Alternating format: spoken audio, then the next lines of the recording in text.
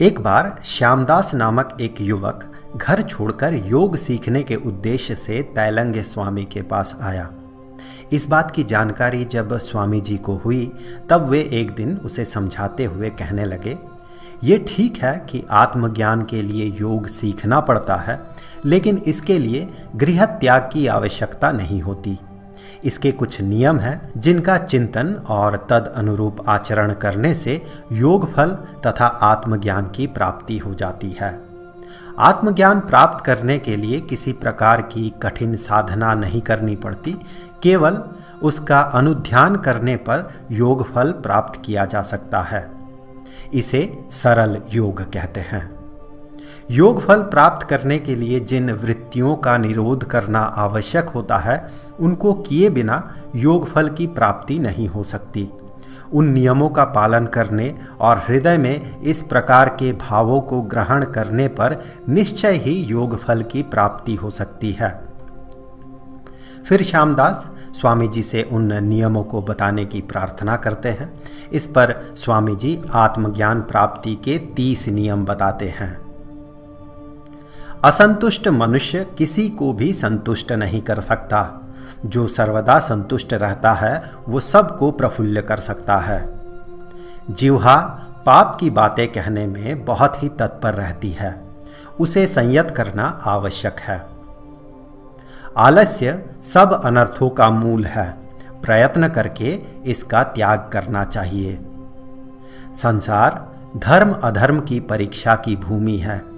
सावधान होकर धर्म अधर्म की परीक्षा करके कार्य का अवलंबन करे।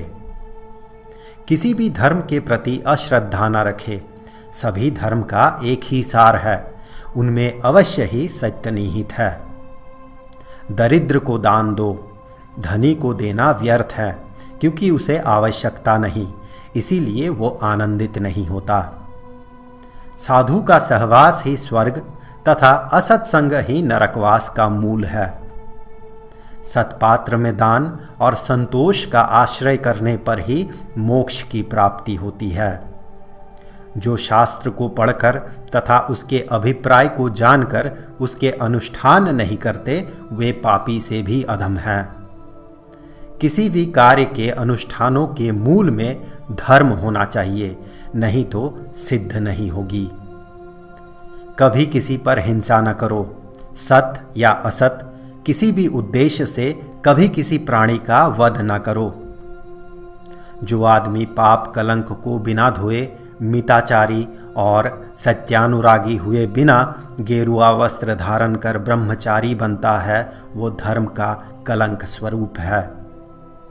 बिना छप्पर के घर में जैसे वर्षा का पानी गिरता है, चिंतन रहित मन में भी उसी प्रकार शत्रु प्रवेश करते हैं।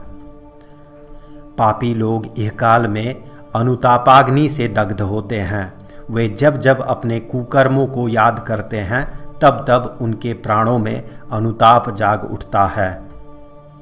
मननशीलता अमरत्व की प्राप्ति का मार्ग है। मनन शून्यता मृत्यु का मार्ग है। गर्व न करो, काम उपभोग का चिंतन न करो। शत्रु का जितना अनिष्ट नहीं कर सकता, कुपथगामी मन मनुष्य का उससे भी अधिक अनिष्ट करता है। मधुमक्षिका जिस प्रकार पुष्प के सौंदर्य अथवा सुगंध का अपचय न करके मधु संग्रह करती है, तुम भी उसी प्रकार पाप में लिप्त न होकर ज्ञान प्राप्त करो। यह पुत्र मेरा है, यह ऐश्वर्य मेरा है, अज्ञानी लोग इस प्रकार चिंतन करके क्लेश पाते हैं। वो स्वयं अपने लिए नहीं तो पुत्र और संपत्ति किस प्रकार अपने हो सकते हैं। कम ही लोग भवसागर पार होते हैं। अधिकांश लोग तो धर्म का ढोंग रचकर किनारे पर ही दौड़ धूप करते हैं। उन्हें देख कुकर्मों के प्रति आकृष्ट न होना। संग्राम में जिसने लाखों मनुष्यों को जीत लिया है, वो मनुष्य वास्तविक विजयी नहीं है। जिसने अपने आप को जीत लिया है, वही वास्तविक विजयी है। पाप मुझ पर आक्रमण नहीं कर सकता, ये सोचकर निश्चिंत मत रहो। एक एक बूंद से जल का घड़ा भर जाता है, वैसे ही निर्बोध मनुष्य क्रमशः पापमय हो जाते हैं। किसी को कठोर वचन मत बोलो। कठोर वचन कहने से कठोर बातें ही सुननी पड़ेगी। चोट करने पर चोट सहनी पड़ेगी। रुलाने से रोना पड़ेगा। जो लोग वासना को नहीं जीत सकते, उनका मन नंगे बदन, जटाधारण, भस्म लेपन, उपवास, मृत्तिका शैया इत्यादि से पवित्र नहीं हो सकता। दूसरों को जैसा उपदेश देते हो, स्वयं भी वैसा बन जाओ। जिसने अपने को वशीभूत कर लिया है, वह दूसरे को भी वश में कर सकता है। अपने को वश में करना कठिन है।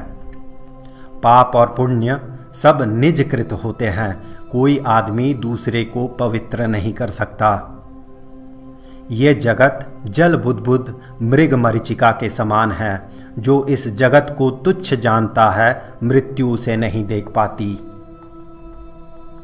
दौड़ती हुई गाड़ी के समान उत्तेजित क्रोध को जो संयत कर सकता है, वही यथार्थ सारथी है।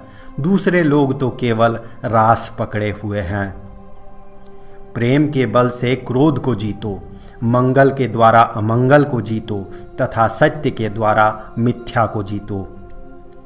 गुरु जो उपदेश दे, उसे मन लगाकर सुनो और पालन करो। व्यर्थ मत बोला करो। जो अधिक बोलता है, वो निश्चय ही अधिक झूठ बोलता है। जहाँ तक हो, बातें कम करने की चेष्टा करो। उसके साथ ही शांति प्राप्त होगी।